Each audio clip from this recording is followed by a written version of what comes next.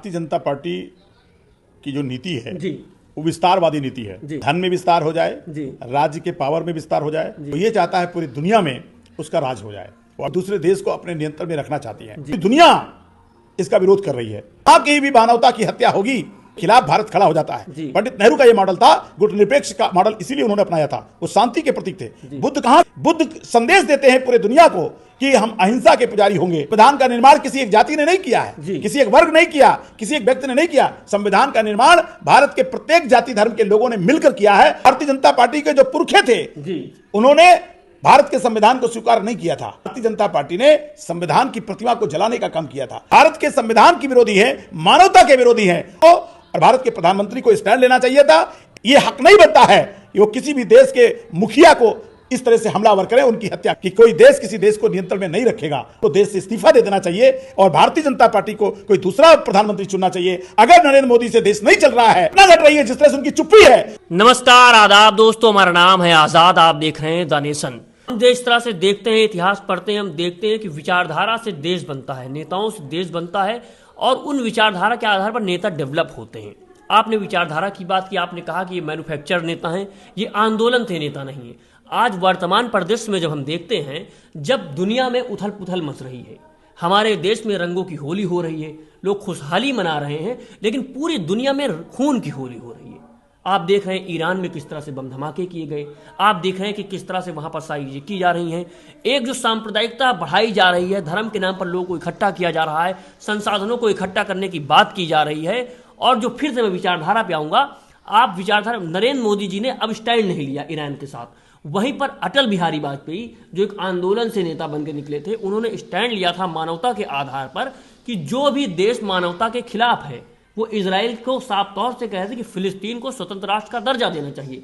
लेकिन आज देश के प्रधानमंत्री जब इजराइल जाते हैं, गलबैया करते हैं नेतन्याहू से, उसके बाद दूसरे दिन लौट करके आते हैं, 48 घंटे बाद ईरान पर हमला हो जाता है अमेरिका का और वहां के सर्वोच्च नेता खामनेई जी की हत्या कर दी जाती है। उनको वहां पर लोग शहीद माना जा रहा है। 165 बच्चों को मार दिया जाता है। गजा में जिस तरह से बम विस्फोट किया गया था इजराइल की तरफ से, उसी तरह से अमेरिका जो लोकतंत्र की दुहाई देता है, कहता है कि बहुत बड़ा लोकतंत्र है, मानवता के नाम पर क्या क्या करने की बातें करते हैं, लेकिन वहां पर 165 बच्चों को मार दिया गया। उनकी जो कब्रें खुदी हैं वो पूरी दुनिया में वायरल हो रही हैं, लोग उस पर बात कर रहे हैं। लेकिन देश के प्रधानमंत्री, भारत के प्रधानमंत्री जो पूरे विश्वगुरु की बात करते हैं, वो इस पर स्टैंड नहीं ले पा रहे हैं। देखिए, भारतीय जनता पार्टी की जो नीति है वो विस्तारवादी नीति है। धन में विस्तार हो जाए, राज्य के पावर में विस्तार हो जाए, और यही विस्तारवादी नीति जो है हमारे अमेरिका के राष्ट्रपति के हाथ में भी है। राष्ट्रपति, अमेरिका का राष्ट्रपति क्या चाहता है? वो ये चाहता है पूरी दुनिया में उसका राज हो जाए। वो अमेरिका में ही राज नहीं चाहते, वो पूरे दुनिया में हर देश को अपने नियंत्रण में रहना चाहते हैं। ये साम्राज्यवाद है। ये साम्राज्यवादी शक्तियां, जो साम्राज्य विस्तारवादी जो नीतियां होती हैं, वो दूसरे देश को अपने नियंत्रण में रखना चाहती हैं। मैं समझता हूं पूरे पावर को और पूरी आर्थिक शक्ति को अमेरिका जो है वो नियंत्रण में रखना चाहता है। और उसी का परिणाम है कि अमेरिका ने मानवता को सार सार करने वाली बात, एक सर्वोच्च नेता खामेनेई को जिस तरीके से बमबारी करके, हमला करके उनकी हत्या की है, पूरी दुनिया इसका विरोध कर रही है।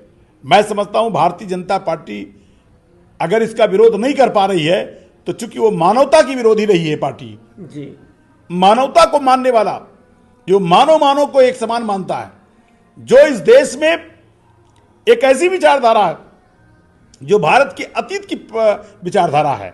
क्या अतीत की विचारधारा है? हमें सबके कल्याण की बात करनी है।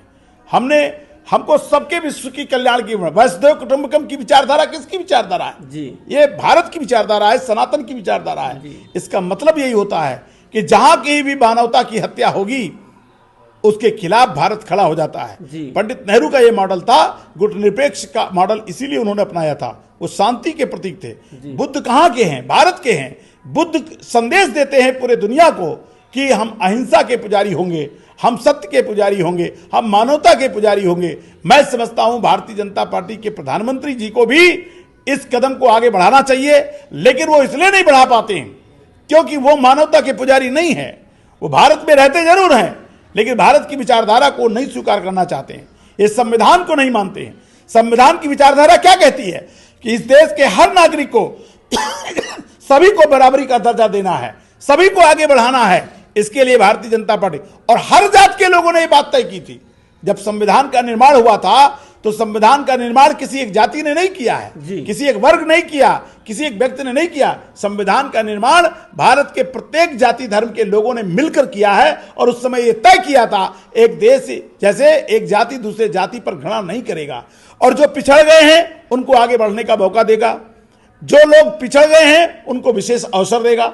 ये अवसर की समता और समानता की बात जो है संविधान निर्माताओं ने इसीलिए किया था क्योंकि ये संविधान ये मानवता का सबसे बड़ा संदेश देता है। मैं समझता हूं भारतीय जनता पार्टी उस समय भी, भारतीय जनता पार्टी के जो पुरखे थे उन्होंने भारत के संविधान को स्वीकार नहीं किया था। और मैं आपको बताना चाहता हूं कि 16 दिसंबर को भारतीय जनता पार्टी ने संविधान की प्रतिमा को जलाने का काम किया था। भारत के संविधान को वो नहीं मानते, उनके पुरखे नहीं माने, ये भी नहीं मानते हैं। भारत के संविधान की विरोधी है, मानवता के विरोधी है और इसलिए वो ईरान के साथ ना खड़े होकर के वो चुप्पी उनको इसलिए साधी है, उनकी कोई विदेश नीति नहीं है। मैं समझता हूं उनके विदेश मंत्री को और भारत के प्रधानमंत्री को स्टैंड लेना चाहिए था।